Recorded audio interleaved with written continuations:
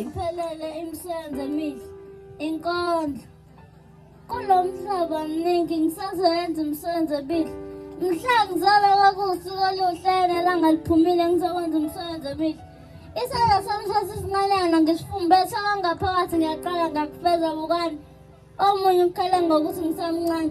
Isifiso sami ukusebenza kusakhanya imisebenzi ibe mihle. Engikufisayo ukuthi sonke siphumelela ngifuna ukuba ngazathi khona ngibaphoseweni. Kuhle ukuhlile kuzamile kungakuthula ubukele kubene ithuba unikeziwe.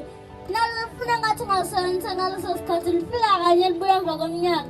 Asisenze nikusakhanya. Asikhulekele isiqala ukudala sikhanyisele. Siphaphathe nasemadlozini isihlahla wasivulele imisebenzi ibe mihle, imisebenzi ibe mihle.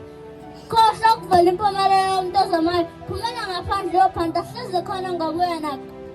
Akubalulekile ukuthi kungakanani. Ikusasa lithembisa ngamuntu kuphela uma ukuphethe okuphathekayo.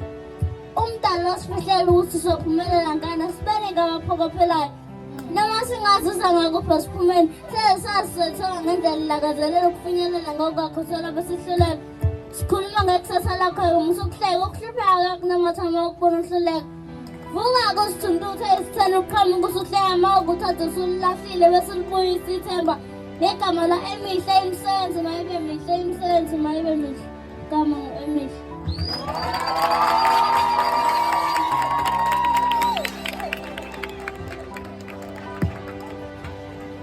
Mina-ke ibala lami ngiyalithanda. Ukuvuka nje ekuseni ngisibheke nginewala elimhlophe nakho ngilithanda. Linda kungivezela ukukhanyela ingikhanyisele mase kuqala kuba mnyama. Lingenza nje izinto ezinhle zodwa kulo mhlaba. Lingenza ngizizwe ngibalulekile ngiyisibani sokukhanya kwelanga. Noma kuphakathi kwamabili kimi kuyafana nje nokuthi kade kwasa. Nami la ngithusa phela isikole ngenzela iy'manga. Lemithandazo yami iphendula yilo mihla namalanga. Shiya lo malanga ngabe wena elanga ngekufana mihla namalanga. Ngisithanda nginje, nabantu futhi bangithanda nginje. Othi alimfanele ngivele ngimbuke yazithi uyangihlekisa nje. Ayithiwa ngiyafanana kanana ngingibheke nje. Izinto ezinhle zikufanele vele phela inhliziyo yomnalo yakho kuyazazela. Ngeze ngisikhethele kodwa mina lebala ngisikhethele.